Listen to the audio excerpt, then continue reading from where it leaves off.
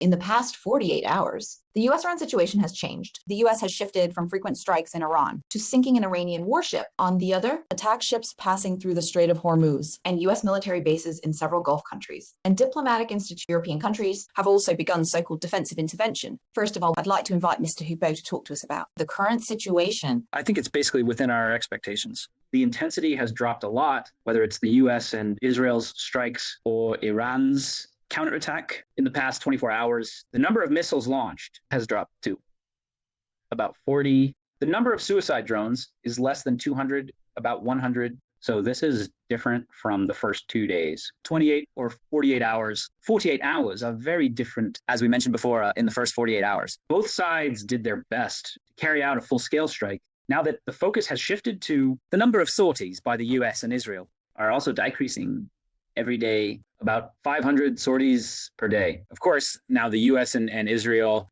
focus on attacking Iran's launch pads to weaken Iran's ballistic missiles and drone launch capabilities and weaken its inventory. Meanwhile, the US is trying to destroy the Iranian Navy. According to the Central Command, 20 of its naval vessels have been sunk. Iranian naval vessels. The loss is still relatively large, especially 2 days ago, yesterday. The US in south of Sri Lanka, exclusive economic zone, sank an Iranian frigate, and more than 100 died overall. The situation remains the same between the two sides. There is no good way for the US and Israel to destroy Iran. They can't even launch a missile. This may also be difficult. The previous stage, the US and Israel strikes. The frequency of Iran's missile launches has indeed decreased. Of course, there may be active factors and passive factors and objective reasons.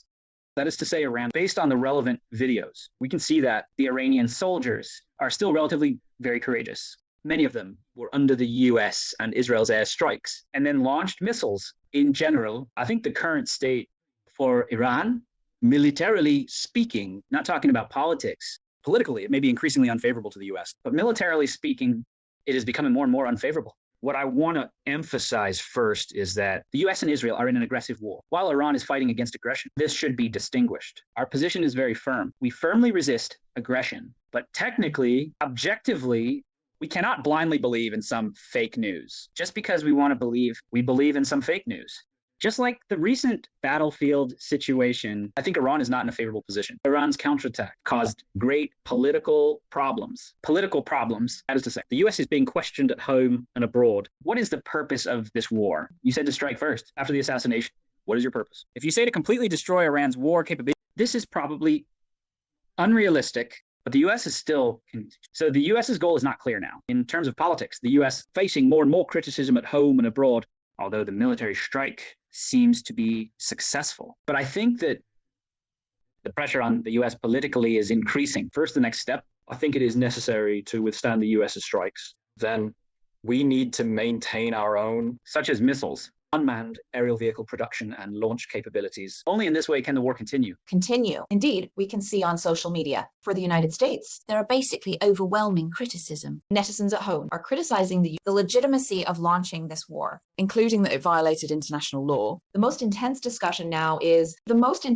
is what will the US do next? Whether the US will send ground troops to Syria. I also noticed that, such as the White House and have clearly stated that there are no plans to send ground troops for now, but they also left a little room for maneuver. They also left room for the possibility in the future. Currently, airstrikes are still the main focus. So I would like to ask Mr. Hu, what will the US do next? The U.S. now hopes to weaken Iran's war capabilities, and at the same time hope to change by military pressure to encourage someone in Iran to rebel. The third purpose is to support the Kurdish forces, such as the Kurdish armed organization, especially in Western Iran, to clear the way. In the past few days, we have seen the US and Israeli airs aimed at the western part of Iran and Iraq. Its purpose is clear.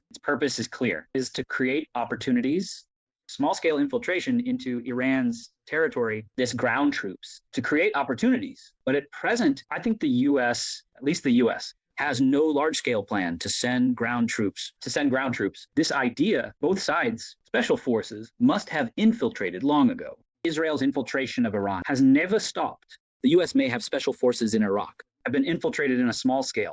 The possibility of armed forces deployment is high, but there is no sign of a large-scale one. I think the large-scale dispatch of ground troops for the US, there may be a lot of domestic opposition. I think Trump will find it difficult to make this decision. So basically now, the US still takes a long-distance destruction and internal disintegration. There are also some small special fortunes. Ask Mr. Hu, what about Iran's missile inventory now? Is the missile stock sufficient? Have both sides now fallen into a kind of a war of attrition? And it is said that the Islamic Republic, its monthly production capacity of missiles can reach hundreds of missiles. I don't know if it's true that has such production capacity. According to the estimates of the US and West, estimates by the US and Israel, Iran's stockpile of ballistic missiles is about 3,000. Cruise missiles have not played a big role in the war, didn't play a significant role because Iran's cruise missiles face a problem. It can't do long distance positioning and navigation. So the cruise missiles basically can't play a big role. Then there are drones, the number of drones. I think Iran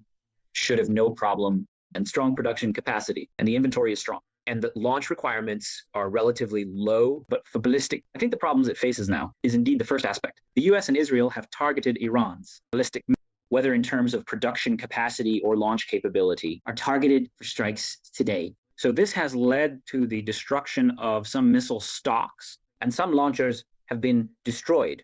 And Iran has also launched some of them and fired some so far. It should have launched 6,600. About this number of ballistic missiles, how many are left? I think the inventory is definitely problematic. And now many mobile launchers are visible, which have been destroyed by the US. They may still be in underground fortifications. There are some launch devices, but I also need to consider their survivability. Now, the US and Israel's approach is once it is launched, they will trace it and then strike them. This is indeed the case. I think Iran is facing a very severe situation. In the past 24 hours, it has dropped to about 3 to 4 dozen per day, the number of missiles to this level. So whether it's subjective or objective reasons, the subjective reason is that Iran certainly emphasizes, I don't want to fire so many. I want to take it slow and steady. The other passive reason is the objective reason, is the US. The missile capabilities of Israel have been weakened. Missile capabilities, to a great extent, including production capacity. I think this production capacity may have been greatly weakened. And because of the war, many trades have been disrupted. Many materials and components need to be imported, which also leads to the trade channel. It can't be completely interrupted, but it will also be compressed a lot. We can't be optimistic about this, that Iran's missiles can be fired endlessly. I think that at present, the current situation is not favorable for